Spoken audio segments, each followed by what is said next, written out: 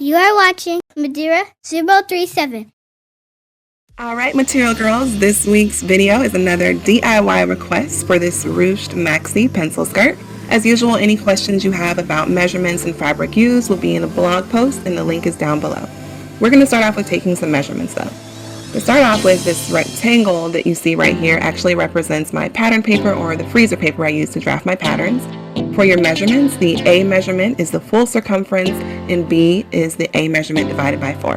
So you'll start off with your true waist, where if you're standing up and you bend over from side to side, that's your true waist where you bend at. You want to take that full measurement, divide it by 4 and mark it on your pattern paper. Then measure down to your waist and do the same thing. Again, measure down to the widest part of your hips and then mark that on your pattern paper. And I repeat the same steps for my knees and for my bottom hem, or where you want your desired length for your skirt to be, with my legs spread just a little bit apart so I have enough room to walk. This is what your lines will look like, and you'll go ahead and connect those, and now you have your pencil skirt pattern. Now you could stop here if you were doing a regular pencil skirt, but we need to add some length. So I suggest adding a minimum of 40 to 50% to your length. So for example, if your skirt is going to be 41 inches, then you would multiply that by 0.40, and that would give you the 16 inches that you would want to add to the bottom of your skirt. There's another way where you can do this with splitting the pattern at the lines we drew and then lining it up, but we want to keep this nice and easy, and this way works just fine. This is what your pattern piece is going to end up looking like, and you're ready to get started working. So the first thing I did, which is a major key, is took out some of the width of the pattern. I suggest taking out 1 inch to 2 inches because you do want your skirt to be tight so you get the full ruched effect. Once you've done that, you would lay your pattern on top of your fabric, fold it over along that fold right there that you see. Once you cut it out, you're going to end up with 2 pieces, one for the front and one for the back.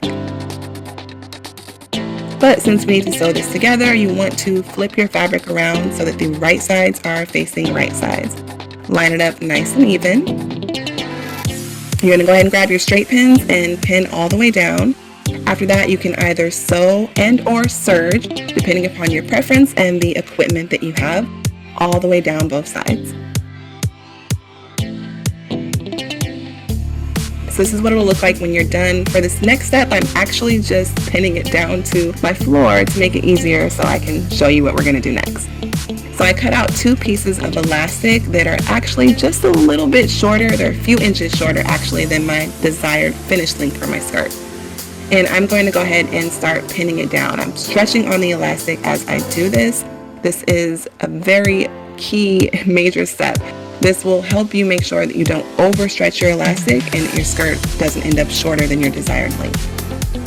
I would pin at least at the top, the center, and the bottom. Now I'm showing you on your sewing machine how to attach it. I'm doing this before I start sewing because my finger kind of gets in the way. But when your needle's down, you want to stretch the elastic, then you're going to hold it down onto your fabric, and then you sew down. So I'm going to start with doing a stitch, then back stitching, and I am just using my widest straight stitch here, and then I'm sewing down. Straighten out your fabric, do the same thing again. Stretch the elastic, hold it down, and sew down again. So you can see here that the fabric's already starting to gather. You can actually hold that piece if it helps you to guide it through.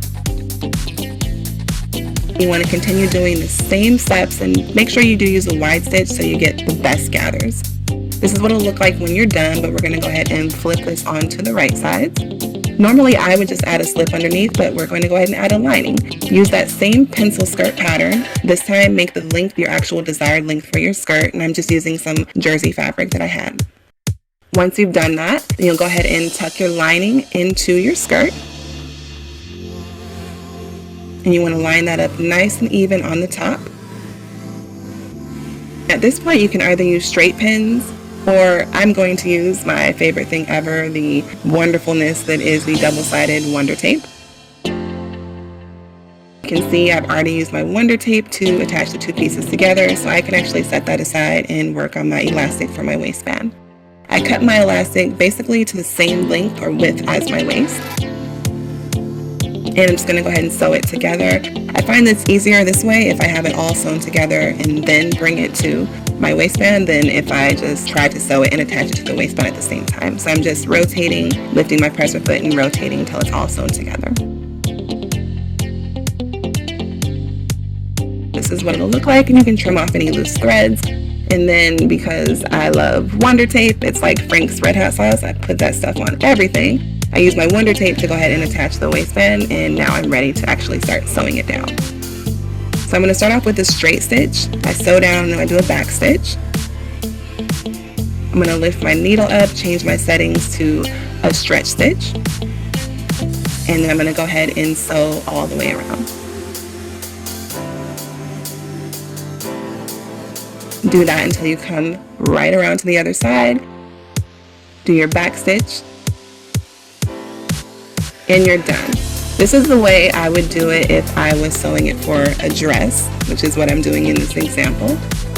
However, if you were just doing the skirt by itself, then instead of sewing it down, I would have folded it over. Then I would have used a narrow stretch stitch and sewn right along the edge of the elastic. So you basically place that under your presser foot. Make sure you have your settings so that your needle's lined up.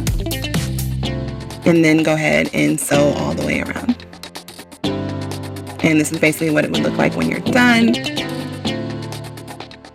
And here is your finished product. I'm showing you guys this way because the skirt is really tight and I wore it with a vest, so you couldn't really get a full look at all of the beautifulness that is this ruched skirt, but this is what it looks like from the side.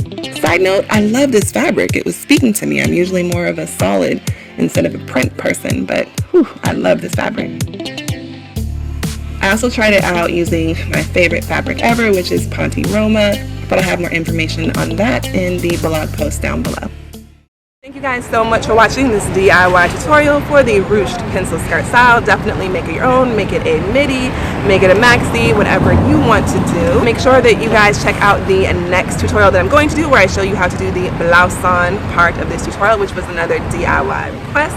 And this week's Material Girl rocking the two-piece cape dress tutorial style. I really like this one because she kind of personalized it, made her own.